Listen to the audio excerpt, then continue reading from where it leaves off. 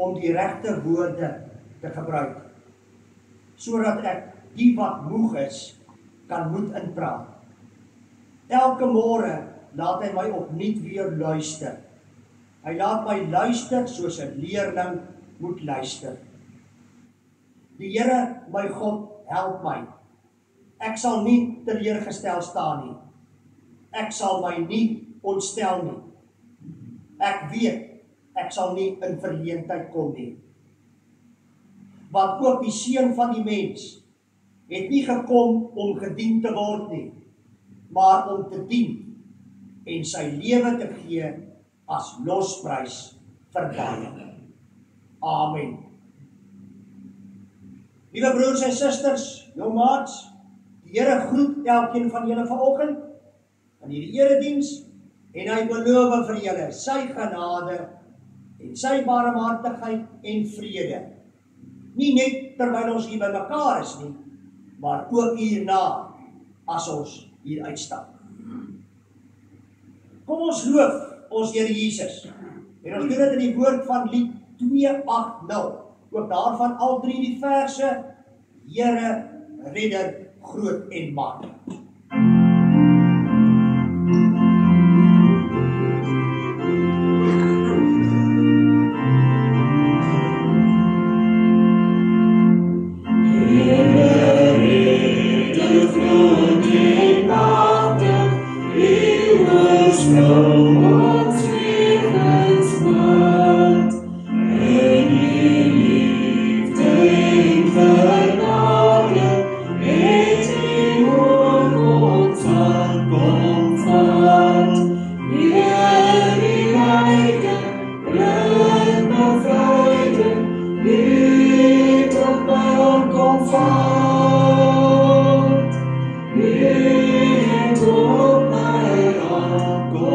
Kom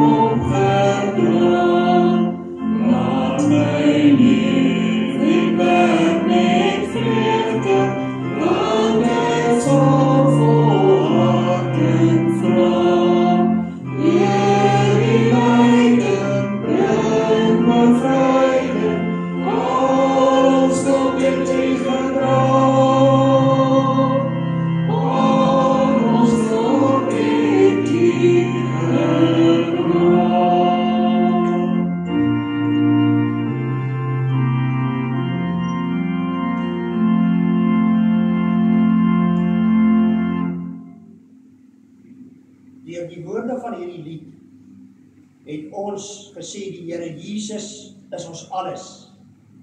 Hy is ons herder, hy is ons Here, hy is ons redder. En daar's 'n jong man in ons midde wat ek graag vanoggend in die openbaar wil sê, wat van die geleentheid gebruik wil maak om sy openbare belydenis van geloof af te lê, nadat hy deur al die prosesse is om gereed gemaak te word hiervoor. En daarom wil ek vra dat Tiaan Meter asseblief hier voor die kansel kom staan. Jy kan maar vorentoe kom, Tiaan.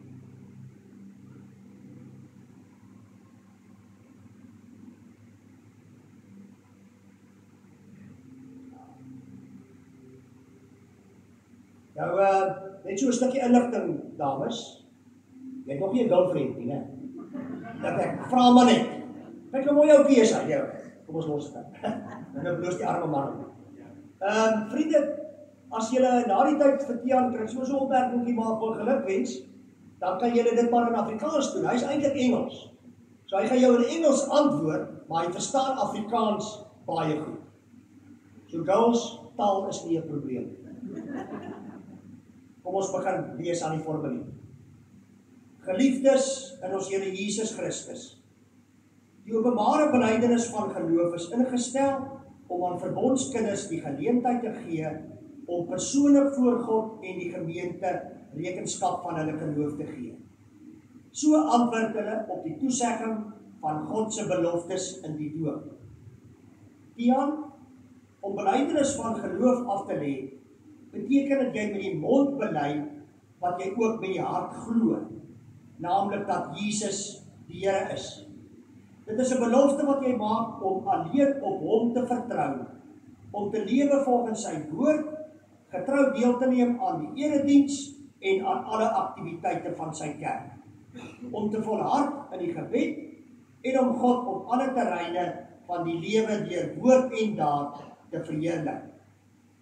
Verder beteken die openbare belydenis van geloof dat jy verklaar dat dit jou opregte voorneme is om in hierdie belydenis te volhard en steeds daarin te groei.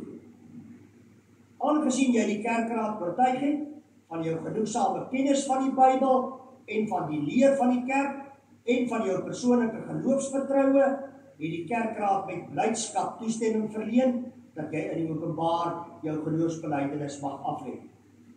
Daarom versoek ek jou om voor God en sy gemeente op die volgende vraag opreg te antwoord. Ten eerste, glo jy dat die leer soos in die Ou en Nuwe Testament en in die artikels van die Christelike geloof vervat is en in die kerk hier geleer word, die ware en volkome leer van die verlossing is?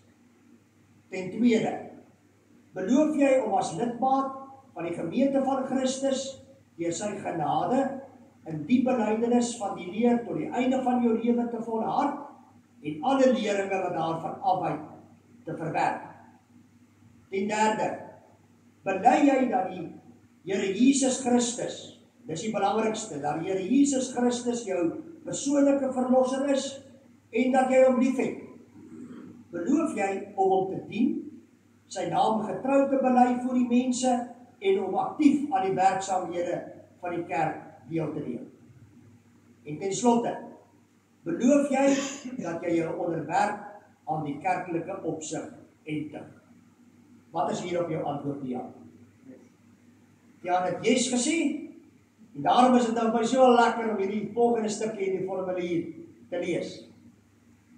Tiaan, op grond van die genadeverbond, soos verseël deur die doop en kragtens die belydenis wat jy sopas afgelê het, kan ek nou verklaar dat jy 'n belydende lidmaat van die Nederduitse gereformeerde gemeente van Durban Wes is. In die goeie wedloop van die geloof moet jy al jou kragte inspann en die ewige lewe as prys behaal. Daartoe het God jou deur sy genade geroep en het jy die goeie belydenis voor baie getuies afgelê. En gemeente, sien om na hierdie jong man, ons nuwe lidmaat, Ontvang hom as medelid van die liggaam van Christus. Moedig hom aan tot liefde en goeie werke en bid vir hom. Leef in liefde met mekaar saam, want ons Heiland het gesê, as julle mekaar lief het, sal almal weet dat julle disippels van my is. En dan wil ek daarom ook vir Tiaan se ouers, vir Siebert en vir Teresa, alias Kleintjie, sê ons is saam met julle as gesin baie dankbaar vandag. Kom ons bid saam vir Tiaan. Ons maak hierdie oor. Barmhartige God en Vader, ons dank U dat U werk voortsit in hierdie broer en hom geroep en gebring het om belydenis van sy geloof in U te doen. Ons bid dat U hom deur U Heilige Gees hoe langer hoe sterker sal bind aan Jesus Christus en sy kerk. Ons bid dat U hom sal staande hou en laat groei in die geloof en kennis van ons Here Jesus Christus. Dat U hom voortdurend sal lei tot 'n lewe van diens en gehoorsaamheid aan U, tot 'n kragtige getuie in die wêreld, en dat U hom sal bewaar van versoeking. Gee asseblief dat hy in die laaste dag onder die skare van uitverkorenes in oorwinning voor U troon sal verskyn. Ons vra dit in die naam van ons Here Jesus Christus. Amen. Ons gaan nou vir hom gelukwens en vir hom sy belydenissertifikaat gee.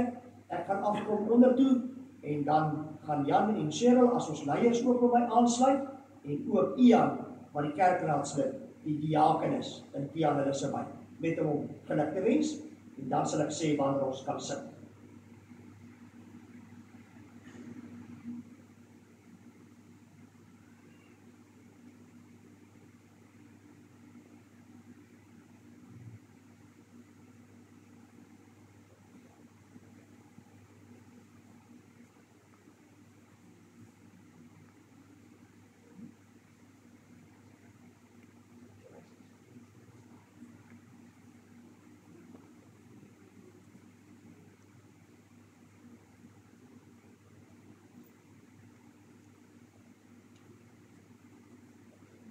Kom ons sing vir hom die seënbede.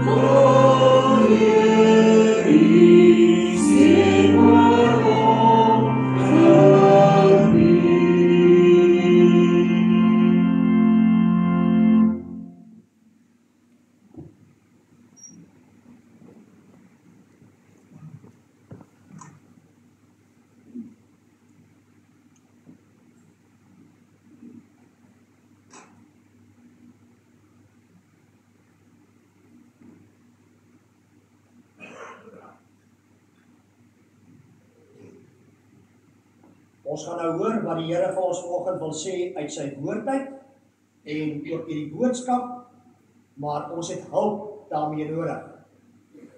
Dit kan nie 'n menslike boodskap wees nie. Dit mag nie 'n menslike boodskap wees nie.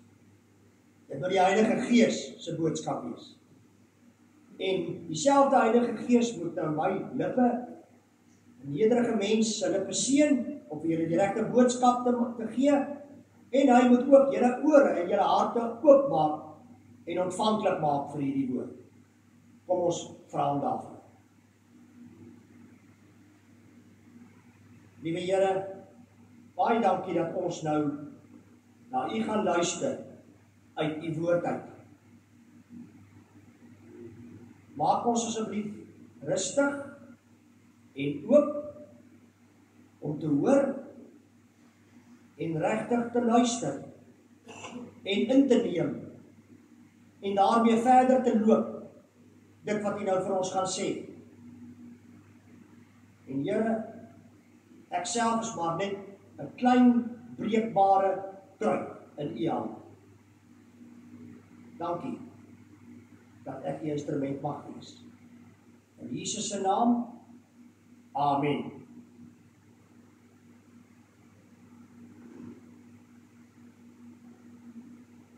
Broers en susters, die week vanaf vandag tot en met volgende Sondag staan bekend as die groot lydensweek.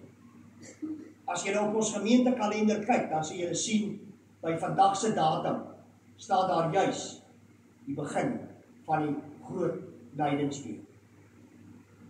Gedurende hierdie week voor sy kruisiging het Jesus 'n paar laaste dinge afgehandel. En daardie laaste dinge is altyd belangrik. Want ons maar agter in mense se lewens en ook in die geskiedenis dat hulle soms die beste en die belangrikste los tot laaste. So dit wat Jesus hierdie laaste paar dae met sy kruisiging en opstanding ingesluit gedoen het, is vir ons baie belangrik. En juis in hierdie week voor sy kruisiging het Jesus 'n paar laaste van hierdie dinge afgehandel. En daardeur het hy eintlik baie oor homself gesê, wat ons van kennis moet neem en ernstig moet opneem. Ons gaan nou vanoggend kortliks saam met hom stap deur hierdie laaste paar dae en hoor en sien wat hy daardeur vir ons wil sê. Sondag het Jesus met sy reis na Jerusalem begin. Hy het geweet dat hy binnekort daar sy lewe sal gee vir ons almal se sonde. Toe hy naby die dorpies Betfage en Betanië net buite Jerusalem kom, het hy 2 disippels vooruitgestuur om 'n donkie te soek en na hom toe te bring. Jesus het op die donkie in Jerusalem ingery en so die profesie in Jesaja 9 vers 9 waargemaak. Daar staan: Jubel Sion, juig Jerusalem, jou koning sal na jou toe kom. Hy is regverdig en hy is 'n oorwinnaar. Hy is nederig en hy ry op 'n donkie, op die hingsvul van 'n donkie. Deur op 'n donkie se rug die stad binne te ry, het Jesus vir sy disippels en almal in Jerusalem duidelik gesê, hy is nie die militêre en volksredder wat hulle gedink en gehoop het. Hy is nie. Hy is nie oorlogsigtig en gewelddadig nie. Hy ry Jerusalem binne nie op 'n oorlogsperd nie, maar op 'n donkie, 'n pakdier. Hy kom nie om te heers nie, maar om te dien. Hy kom nie om bloed te vergiet nie, maar om sy eie bloed te gee. Die skare het palmtakke geswaai en eer aan Jesus gebring. Hulle het gesê, prys hom, loof hom wat in die naam van die Here kom. Geseënd is ons voorvader Dawid se koninkryk wat aan die kom is. Prys hom in die hoogste hemel. Prys hom in die hoogste hemel. Hoor julle wat sê hulle? Hulle voorvader Dawid se koninkryk is aan die kom. Nee mense van Jerusalem. Dit is nie Dawid se koninkryk wat weer herstel gaan word nie, maar God se koninkryk. 'n Koninkryk van nederiges en liefde. Daardie aand het Jesus en sy disippels in Betanië so 3 kilometer oos van Jerusalem oornag. Dit is daar waar Jesus se goeie vriende Lazarus en sy 2 susters Martha en Maria gewoon het. Jesus en sy disippels het waarskynlik die hele laaste week by hulle oorgebly. Die volgende dag, maandagoggend, keer Jesus en sy disippels terug na Jerusalem. Op pad vervloek hy 'n vyeboom wat nie vrugte dra nie. Eintlik wou hy daarmee iets sê oor die geestelike leiers van daardie tyd, wat geestelik dood was. En dat alle gelowiges se egte geloof gewys word deur die vrug van die Gees wat mens dra. Dan kom hy by die tempel in Jerusalem aan en sien presies die teenoorgestelde van gelowiges wat vrugte dra. Hy sien korrupte handelaars, aangestel deur korrupte geestelike leiers, wat die armes by die tempel uitbuit om hulle self te verryk. Jesus gooi die tafels daarop en sê, soos daar in Jesaja 65 vers 7 staan daar nie geskrywe, my huis sal 'n huis van gebed vir al die nasies wees nie, maar julle het dit 'n rowersnes gemaak. Dit is een van die minplekke in die Bybel waar ons Jesus woedend sien. By Jesus is daar nie plek vir magsmisbruik en die trap en uitbuiting van mense nie. Nee, by hom is daar 'n nederige gebedsverhouding met die Here wat jou hele lewe anders laat lyk as die wêreld se lewe. Dit is nie wat die geestelike leiers wou hoor nie. En na hierdie gebeure besluit hulle finaal om van Jesus ontslae te raak. Hy het hulle en hulle motiewe ontbloot. Hy was eenvoudig te liefdevol en te veel van 'n dienaar. Daardie maandag aand het hulle weer in Betanië oorgebly. Dinsdagmiddag is Jesus met sy disippels op die Olyfberg wat oor Jerusalem uitkyk. Daar praat hy met die disippels oor die eindtyd en laaste oordeel, oor valse profete en dat hulle moet volhard. Ons lees dit in Matteus 24 tot 26. Hy sê onder andere, die mense sal julle oorlewer om mishandel te word, en hulle sal julle doodmaak. Julle sal deur al die nasies gehaat word, omdat julle my naam bely. In daardie tyd sal baie mense van die geloof afvallig word, en hulle sal mekaar verraai en mekaar haat. Daar sal baie valse profete kom, en hulle sal baie mense mislei, omdat die minagting van die wet van God sal toeneem, sal die liefde by baie verkoel. Dit moes vir die disippels teen hierdie tyd duidelik gewees het dat Jesus nie 'n wêreldse leier en redder is nie, maar 'n geestelike redder wat ander red van hulle sonde. 'n Redder tot die ewigheid. Wie se koninkryk heeltemal die teenoorgestelde van die wêreld is. Dit het hom sy lewe gekos. Hulle as sy volgelinge en later ons as sy volgelinge moet nie verbaas wees as ons hom volg en lewe soos dit sy wil is, dat mense nie van ons gaan hou nie, ons gaan isoleer en verwerp en sommige selfs gaan doodmaak. As hulle dit met Jesus gedoen het, hoekom sal hulle dan nie dit ook met ons doen? Hulle die nag weer in Betanië deurgebring. Die Bybel vertel nie presies wat Jesus die Woensdag van die laaste week gedoen het nie. Waarskynlik het hy na 2 uitputtende dae in Betanië gerus in afwagting op die Paasfees. Dit is moontlik op hierdie Woensdag dat Lazarus se suster Maria Jesus se voete met baie dierolie gesalf het ter voorbereiding van sy begrafnis.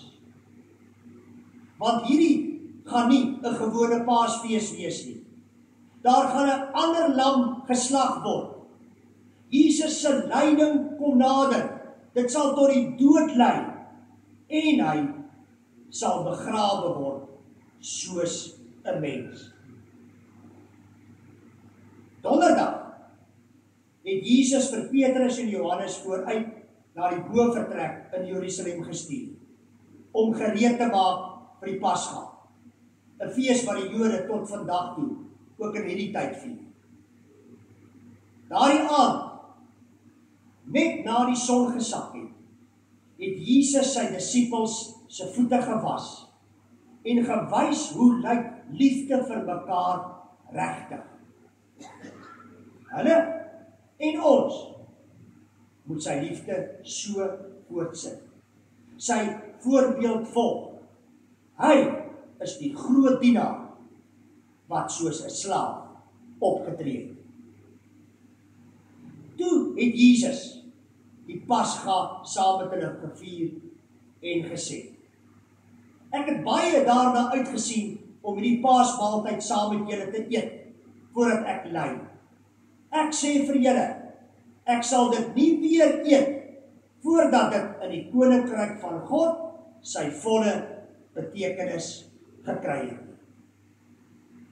Jesus was die lam van God en hy sou die betekenis van die lammetjie wat gewoonlik met Pasga geslag en geoffer is, vervul. Dit sou ons vrymaak van sonde en dood. Toe stel Jesus die nagmaal in. En dit is hier waar ons Vrydagoggend met die goeie Vrydag erediens weer by Jesus gaan aansluit. Baie jare later het Paulus hierdie groot lydensweek tot en met Goeie Vrydag eintlik Jesus se hele koms treffend saamgevat in Filippense 2 vers 6 tot 8. Melanie gaan dit nou vir ons lees.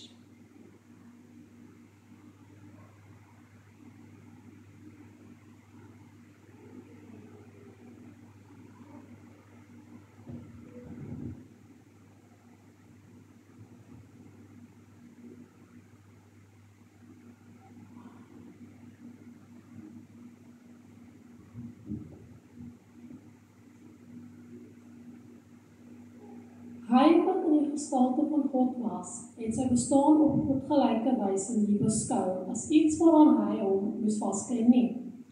Maar hy het homself verneder deur die gestalte van 'n slaaf aan te neem en aan mense gelyk te word. En toe hy as mens verskyn het hy homself verder verneder. Hy was gehoorsaam tot in die dood. Ja, die dood aan die kruis. Dankie Melanie. Jesus is die Seun van God. Hy is God self. Hy het die hemel verlaat. So ver het hy homself verneder. Hier op aarde aangekom, het hy wat God is, ons almal se slaaf geword. In ons hedendaagse terme, ons tuinwerker en huiswerker. Sy vernedering wat hy homself vrywillig neergesit het, het selfs verder gegaan. Hy het vir ons gesterf aan die kruis. Daarom sê Paulus in Filippense 2 vers 9 tot 11 die volgende. Kylie gaan dit nou vir ons lees.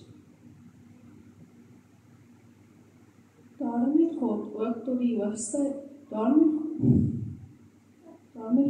tot die hoogste eer verhef en hom die naam gegee wat bo elke naam is, sodat in die naam van Jesus elkeen wat in die hemel en op die aarde onder die aarde is, die knie sou buig en elke tong sou erken, Jesus Christus is Here, tot eer van God die Vader.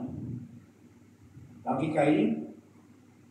Omdat Jesus dit gedoen het, omdat hy so ver gegaan het die Vader aan hom die grootste eer gegee. Hy het die naam bo alle name vir hom gegee, die naam Here. Uiteindelik sal almal in die hemel en op die aarde voor hom buig en hom erken as hulle Here, tot eer van God die Vader. Maar ons moet nie eers wag tot dan nie. Nee, ons moet hom elke dag erken en eer en volg as ons Here. Paulus sê verder in Filippense 2, een van die maniere waarop ons hom nou alreeds kan volg as ons Here, is deur Jesus se voorbeeld te volg. Liam gaan dit nou vir ons lees in vers 3 tot 5.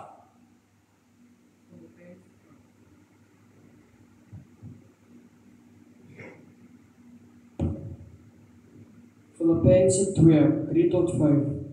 Moet niks uit selfsug of eersug doen nie, maar in nederigheid moet die een die ander hoër ag as homself. Julle moet nie net elkeen as sy eie belange dink nie, maar ook die ander van ander. Dieselfde gesindheid moet julle wees, wat daar ook in Christus Jesus was. Baie dankie, Liam. Broers en susters, jongmaats,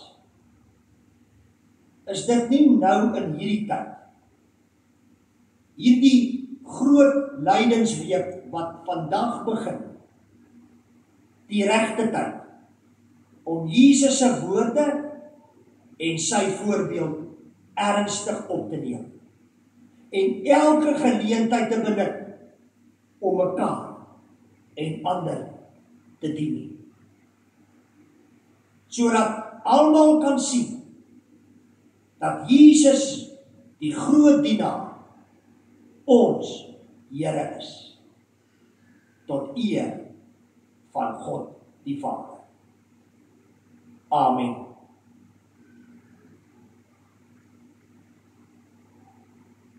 Here Jesus, dit is vir ons vreemd en heeltemal oorweldigend om te sien hoe laag U met alle respek gedaal het om ons te kom red. Ons moet tyd neem om dit behoorlik te oordink en te deurbid.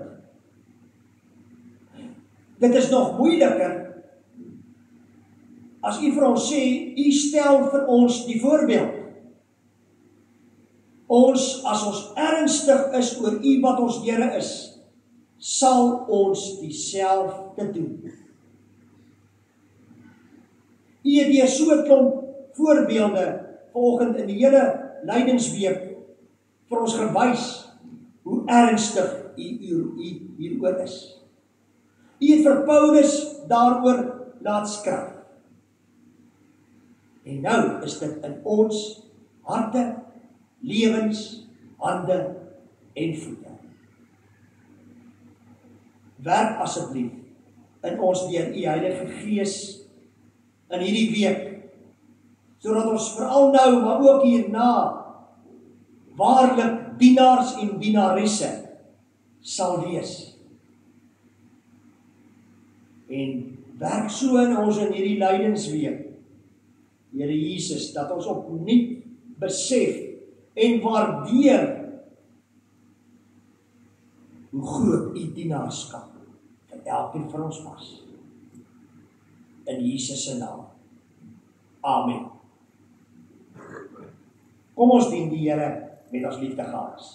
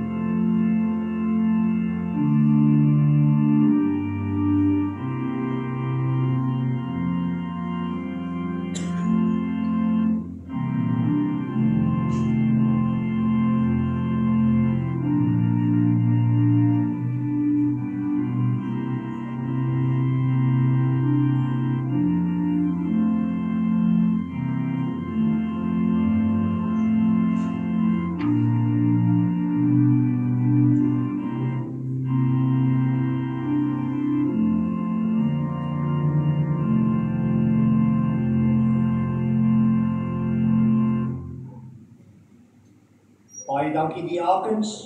Die woord diaken kom juis van die Griekse woord diakonos af. En dit beteken dienaar. Ons sluit af met lied 354. En daarvan die eerste vers: O Christus, ons verlange, U het ons heil gebring.